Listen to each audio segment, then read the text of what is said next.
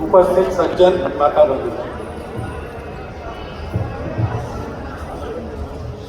वैसे तो इस कार्यक्रम के निमित्त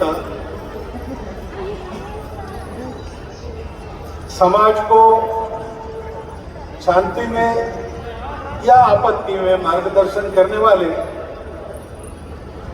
हमारे श्रद्धेय संतों के विचार मंथन से सारी बातें स्पष्ट हो गई।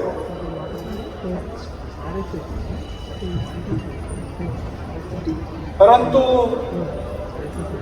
वो बातें आप तक, हम तक पहुंची है कि नहीं पहुंची है, संभवतः इसकी परीक्षा सभी आचार्यगण संतगण करना चाहते हैं, इसलिए आप मुझे बोलने के लिए बताया है। वेश मुझे ऐसा बना दिया है, लेकिन वेश बनने से ज्ञान और वैराग्य थोड़ी आता है, उसके लिए तो तपस्या करनी पड़ती है।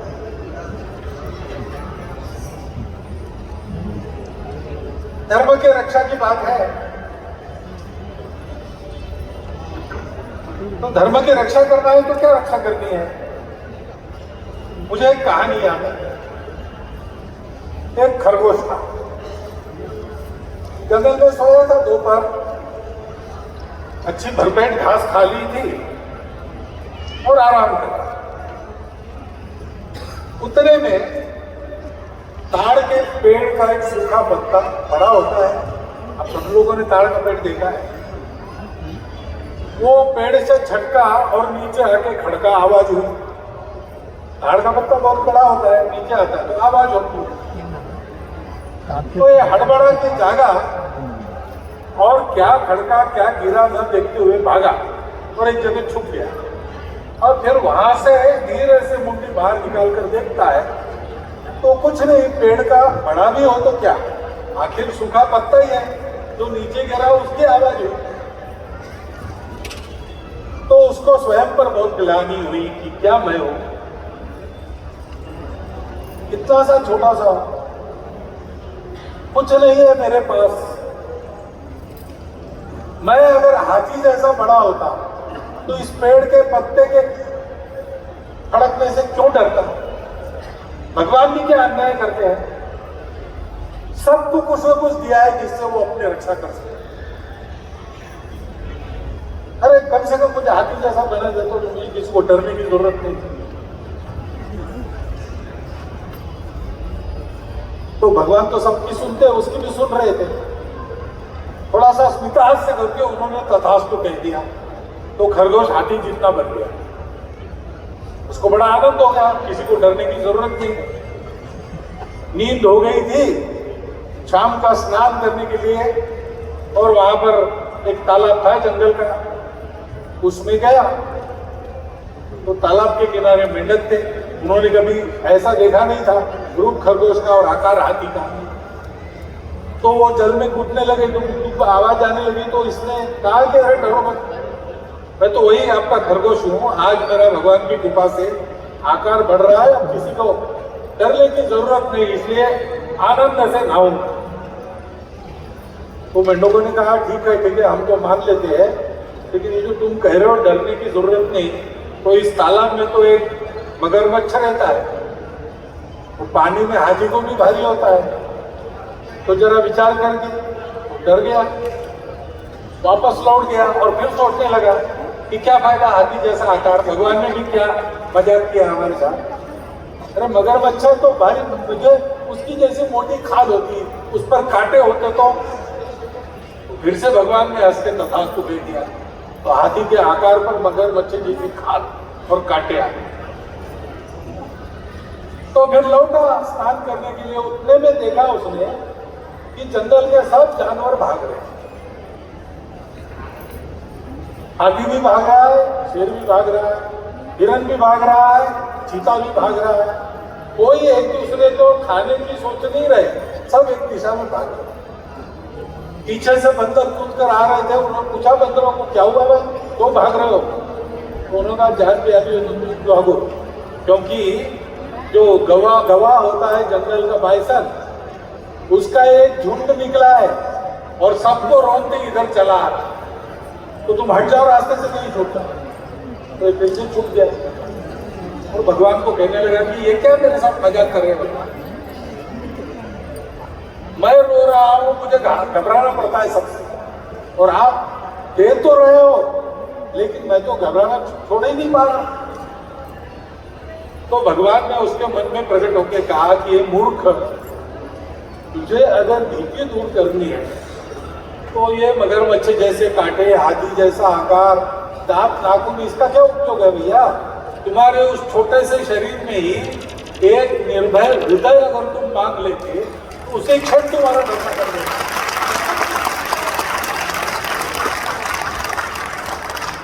हम हिंदुओं की अपने देश में आज की स्थिति ऐसी ही है, हमारे पास कोई कमी नहीं है किसी बात की। इस देश में अभी भी लगभग 1000 साल विदर्भियों के आक्रमण को, पाशविक अत्याचारों को झेलकर भी हम 80% तो हम ही हैं, और कौन है?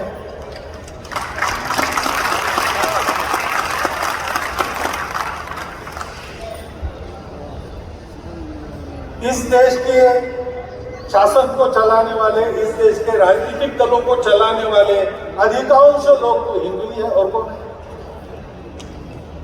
शासकीय कर्मचारियों में अधिकांश तो हिंदू है, और कौन है? क्या नहीं है हमारे पास इस देश में? ये हमारा देश है। आज भी हमारे मंदिर खड़े और मंदिर खड़े हो रहे हैं। हमारी परंपरा ने हमको जो सिखाया है वो शाश्वत है। सारी दुनिया इक्वालिटी की बात फ्रांसीसी राज्य क्रांति के बाद करने लगी, और बात बहुत करते हैं, लेकिन आज भी कभी कभी लगता है कि गोरी चमड़ी वाले बाहर के लोग हैं, उनके मन में अपनी श्रेष्ठता का अहंकार आज भी है। ऐसा वहां अन्य रंगों के लोग जो है उनको लगता है, वो बोलते भी हैं। लेकिन हमारे यहाँ तो ये समता की बात हजारों वर्षों से बताई जा रही है। जहाँ रामानुजाचार्य जी की सहस्राब्दी के निमित्त उनकी विशाल मूर्ति को देख रहे हैं, उनका यही उपदेश है।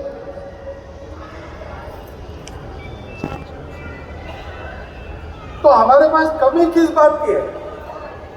किसी बात की नहीं। हम अपने आप को भूल गए, बस यही है। लड़ना पड़ता है, लेकिन लड़ने के लिए क्या करना पड़ता है? कभी कभी जब चर्चा होती है, रक्षण करना है तो लड़ना आना चाहिए। शस्त्र विद्या द्रोणाचार्य की विद्या सिखाने वाले 21 आचार्य केरल में थे, उनका गुरुकुल था, उसमें भेजा। वो गया उन आचार्यों के, उनका शिष्य बनकर 12 साल उसने खूब अच्छी मेहनत की, खूब अच्छा सीख लिया। फिर परीक्षा का समय आया तो अपने शस्त्र लेकर पहुंच गया गुरु के पास। 20 गुरु बैठे थे, 21वें प्रधानाचार्य सबके सामने थे। उसने कहा कि आचार्य मैं उपस्थित हूं, मेरी परीक्षा लीजिए। तो प्रधानाचार्य ने पूछा उसको, परीक्षा तो लेते लेकिन पढ़े कितना हो वो बताओ। 12 साल में हमने पढ़ा है, ठीक है, लेकिन तुमने लिया कितना वो बताओ, तो उसकी परीक्षा लेंगे। तो उसने कहा कि आचार्य आपकी कृपा से मैं इतना सीख गया हूं कि मेरे सामने विभिन्न शस्त्र अस्त्र लेकर अगर 10,000 लोग आते तो मैं उनसे लड़ सकता हूं और विजयी हो सकता। हाँ, लेकिन आपने ताली बजाई, आचार्य ने भी ताली तो बजाई होंगी, लेकिन उसको कहा कि ये अच्छा है लेकिन अभी परीक्षा नहीं लेंगे, 6 महीने बाद आओ। तो वो तो समझ गया, 6 महीने बाद इन्हें सप्लीमेंट्री में बुलाया तो फेल हो गया। तो सोचने लगा, वो सोचते सोचते उसको उत्तर मिल गया। 6 महीने के बाद फिर पहुंचा और वही प्रश्न उसको किया गया कि क्या सीखे हो बताओ।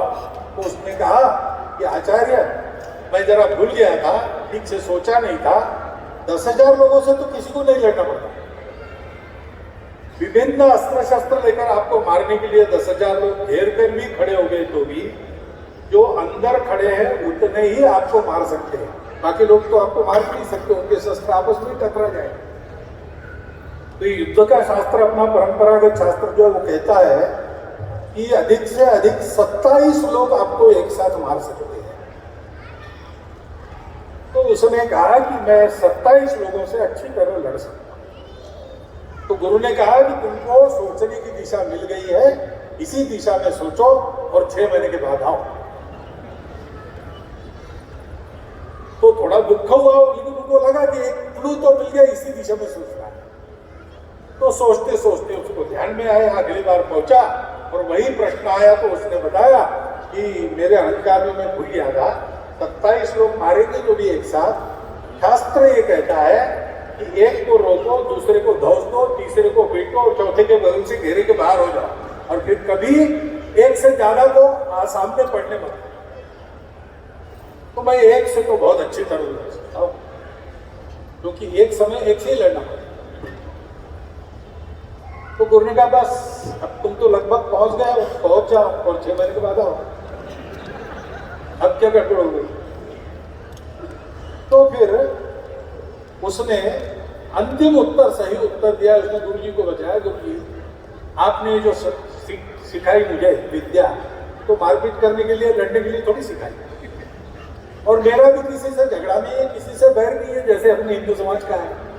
वो तो किसी से दुश्मनी करता नहीं, इसलिए मैं किसी से नहीं लड़ सकता। क्यों लड़ूं?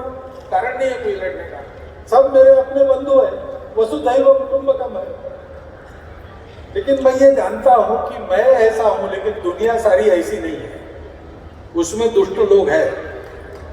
कारण हो ना कारण हो, वो लड़ते रहते और सज्जनों से पहले लड़ते, उनसे ज्यादा खार खाते। ऐसी दुनिया में अपने को और अपनी प्रजा को बचाने के लिए मैं ऐसे लड़ सकता हूं कि मैं इन दोनों को बचा सकता हूं।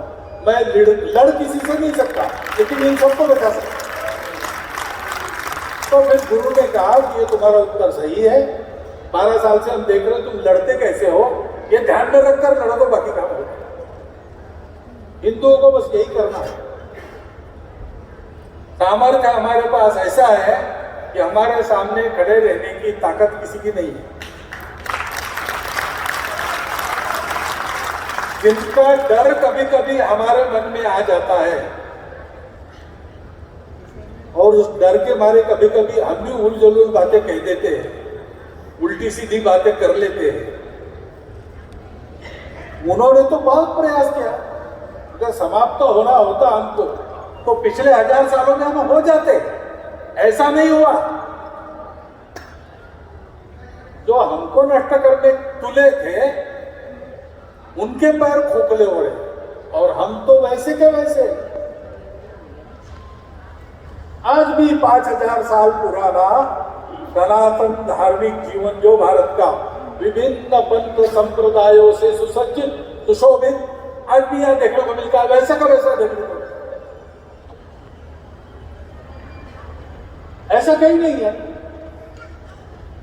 हमारे पंथों में आचार्य है, जो पंथों की जो शिक्षा है उसको अपने मन में अनुभूत करते हैं नित्य, और अपने जीवन में प्रकट करते हैं।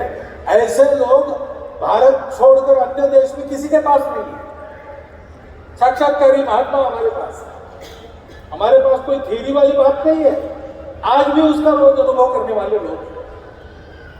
और इतना बड़ा हमारा जन समाज है, इतने सारे अत्याचार होने के बाद भी बहुत अच्छी भूमि, मातृभूमि हमारे पास है।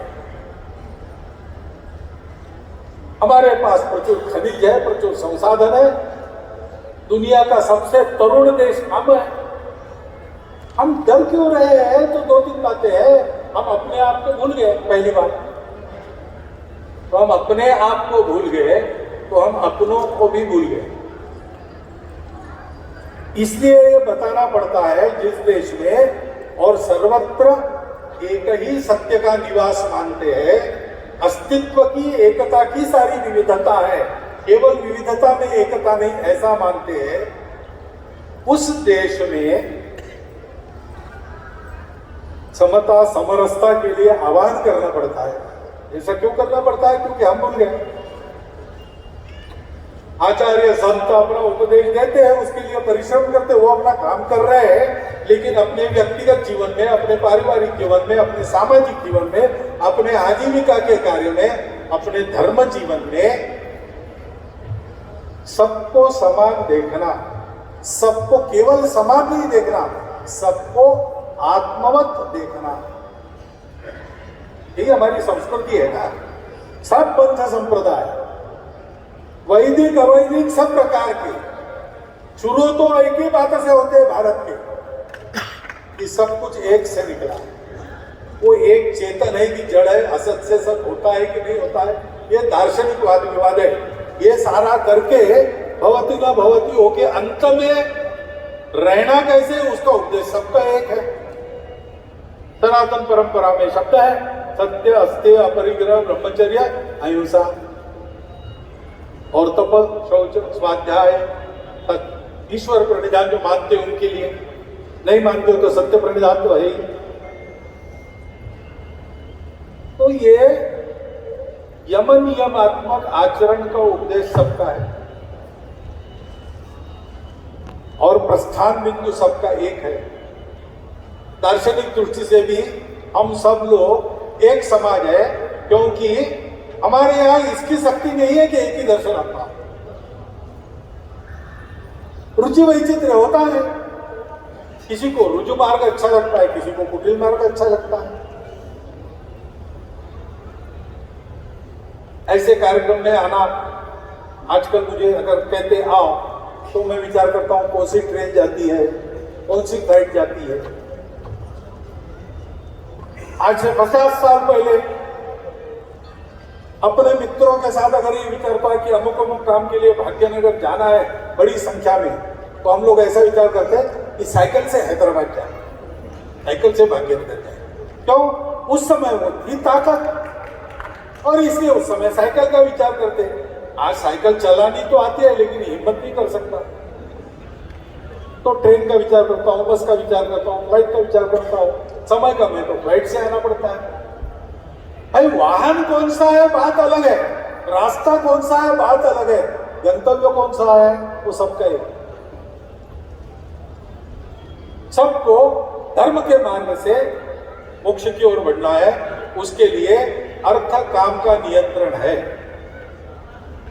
अनियंत्रित अर्थ काम का दर्शन भी लोकायत दर्शन कहा जाता है, उसको हमारे शास्त्रों में हमने स्थान दिया है, लेकिन हम उसका अनुसरण कोई नहीं करता अपने देश में। आज उसकी विरासत बताने वाले जो लोग हैं वो भी उसका अनुसरण नहीं करते हुए। तो ये सारी जो विभिन्नताएं हैं हमारी, हर बात की, भाषा की है, प्रांत की है, जाति पाति बहुत मची है, पंथ संप्रदाय अलग अलग है, परंतु हम सब एक भारत माता के पुत्र हैं। और इन सारे दर्शनों ने जिस संस्कार परंपरा का पुरस्कार किया है वो हमारी संस्कृति है, जो कहती है आत्मवत सर्वभूतेषु परद्रव्येषु लोष्ठवत् मातृवत् परदारेषु या पश्यति सुपंडिता। 3 सूत्रों में हमारी पूरी संस्कृति आ गई, और उस संस्कृति ने हमको पर्यावरण के प्रति कृतज्ञता बताई है। तो इसको स्मरण करना, हम सब एक है, विविध रूप हमारे है, वो पहले से है, और ऐसा हो ये हमारे यहां माना गया है। ये प्रकृति का, हमारे देश का, हमारे समाज का, मानवता का श्रृंगार है विविधता, उसको स्वीकार करते हैं। और इसलिए हमारे यहां इतनी भाषा, जाति, प्रांत हम भेद नहीं करेंगे। ये सब मेरे अपने हैं, और मेरा भला करते समय मैं इन सब के भलाई की सोचूंगा, और इनके साथ मेरा व्यवहार हमेशा अपनापन का होगा।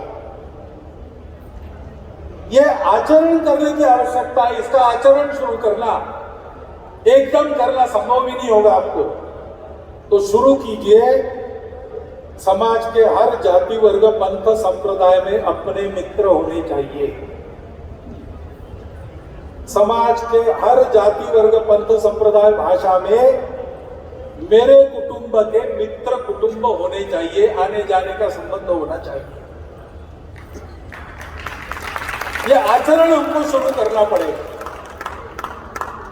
इसकी शिक्षा सब तक, समाज तक पहुंचती रहे। इसलिए हमारे आचार्यों को, संतों को भी बिल्कुल अभी अखिल भारतीय स्तर पर हम इकट्ठा आए हैं, लेकिन एक एक ब्लॉक में जो हमारे संत है विभिन्न संप्रदायों की, उन सबको महीने में एक बार बैठना चाहिए।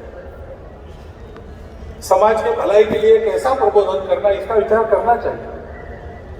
सबका बल मिलकर सारे समाज के अभाव को, कष्टों को कैसे दूर किया जा सकता है, समाज के महाजनों को कैसे प्रेरित किया जा सकता है।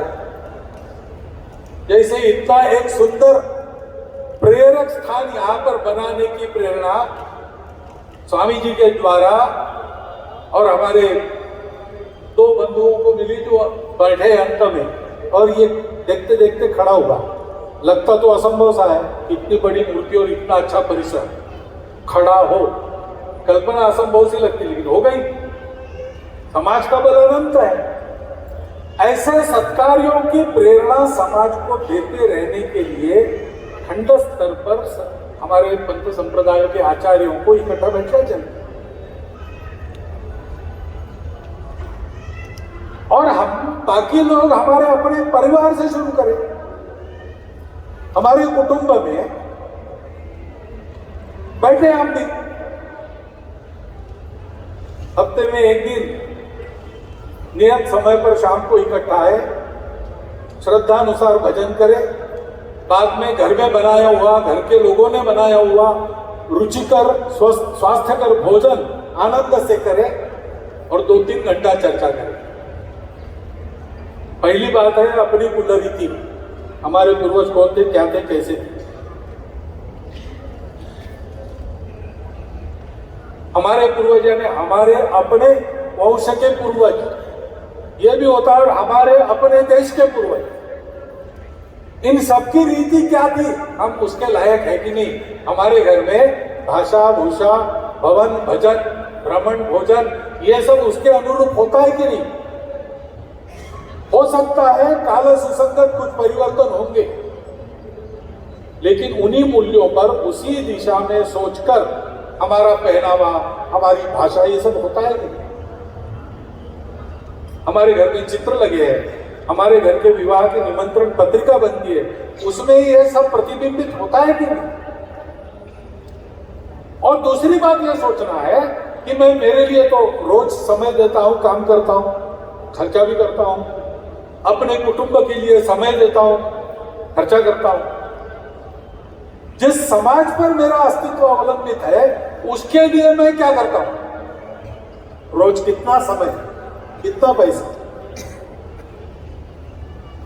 अपने यहां परंपरा कहती है कि आय का 6वां हिस्सा राजा को दो राज्य चलाने के लिए, 6वां हिस्सा अपने लिए रखो, 6वां हिस्सा अपने परिवार के लिए रखो, 6वां हिस्सा आड़े समय में काम आने के लिए बचत में रखो, 6वां हिस्सा समाज के अभाव दूर करना, समाज की आवश्यकता पूर्ण करना, धर्मशाला, धर्मादाय, चिकित्सालय आदि आदि समाज की धारणा के लिए चलने वाले काम, सेवा कार्य, इसके लिए रखो। और 6वां हिस्सा अपने देवालय, अपने देवालयों में पूजा, उनका रखरखाव, उनका पोषण, इसके लिए रखो। क्या हम जितना कमाते हैं उसका ऐसा उपयोग करने की दिशा में हम 2 कदम आगे बढ़ सकते हैं? हम 2 कदम आगे बढ़ेंगे तो हिंदू समाज के हाथ में कर्तुम अकर्तुम अन्यथा कर्तुम शक्ति, एक बात बची है, वो आ जाए। और ध्यान रखिए कि मेरा अपना हित, मेरे परिवार का हित, मेरी भाषा का हित, मेरी जाति का हित, मेरे प्रांत का हित, मेरे पंथ का हित, ये हमेशा दूसरे नंबर पर है। पहला नंबर है हिंदू हित यानी राष्ट्रहित। कोई भी बात जो आपस में झगड़ा लगाने वाली है उसमें हम नहीं जाएंगे। कोई बात जो हमको आतताई बनाने वाली है उसमें हम नहीं जाएंगे। कोई बात जो हमको डरपोक बनाने वाली है उसमें भी हम नहीं जाएंगे। हम स्वाभिमान से जिएंगे और सृष्टि का पालन पोषण करेंगे। इस प्रकार का जीवन जीने का संकल्प हमारा होना चाहिए। ऐसा मैं इसलिए कह रहा हूं क्योंकि कल और आज यहां पर संतों की, आचार्यों की जो चर्चा हुई उसका कुछ सारांश जो मैंने सुना उसमें से मुझे ऐसा लगा कि उनका यही उपदेश है। तो संतों आचार्यों को तो मैं अपनी कृतज्ञता व्यक्त करता हूं उनके सामने कि अत्यंत उचित समय पर देश के इस मध्य भाग में स्वामी रामानुजाचार्य का भक्ति युक्त, समरसता युक्त जीवन सामने लाकर सारे समाज को उन्होंने अत्यंत उचित समय पर एक संदेश दिया है। वास्तव में यहां से अपने देश के भाग्य का जगना, इसकी एक प्रक्रिया का एक चरण पहले शुरू हो गई है। एक चरण यहां से शुरू हो गया है, भाग्यनगर का नाम सार्थक हो गया। तो इससे ज्यादा आपने को कहना क्या है? मुझे क्या बताना है आपको? मुझे इतना ही कहना है और मुझे भी वो करना है कि ये जो बातें उनकी कही हुई बातें हैं, धर्म जगत में कैसे लाना, समाज को कैसे प्रबुद्ध बनाना, सेवा कैसे बढ़ाना, वो देखेंगे। परंतु गृहस्थों के नाते हम लोगों की बहुत बड़ी जिम्मेवारी है, क्योंकि गृहस्थाश्रम सब आश्रमों का पालक होता है। समाज की धारणा करने वाला गृहस्थाश्रम होता है। धारणा कैसी करना इसका ज्ञान देने वाला संन्यास आश्रम है। और इसलिए संन्यास आश्रम ने अपना कर्तव्य पूर्ण करने के बाद गृहस्थाश्रम ने उनके उपदेश के अनुसार अपना कर्तव्य पूर्ण करना चाहिए। ये दायित्व, इस मूर्ति का निर्माण यहां हुआ तो इसका मतलब है कि भाग्यनगर वासियों ने या समस्त हिंदू समाज ने, क्योंकि सारे आचार्यगण यहां पर, समस्त हिंदू समाज ने ये दायित्व अपने सर पर लिया है। समाज के घटक अपने आप व्यक्ति नहीं होता, कुटुंब होते हैं। तो गृहस्थ का कर्तव्य है कि अपनी घर गृहस्थी चलाते समय उससे अच्छे व्यक्तियों का निर्माण हो कुटुंब में, कुटुंब अच्छा चले, मैं भी भूखा ना रहूं, साधु भी भूखा न जाए, ये देखे। और समाज की धारणा ऐसी हो कि समाज तेजस्वी बनकर संपूर्ण विश्व ने जो संतुलन खोया है वो संतुलन वापस करने वाला धर्म उसको देने वाला विश्वगुरु समाज बने, अपने देश को बनाए। ऐसा काम हम आज से प्रारंभ करें। इतना एक निवेदन आपके सामने रखता हूं और मेरे 4 शब्द समाप्त।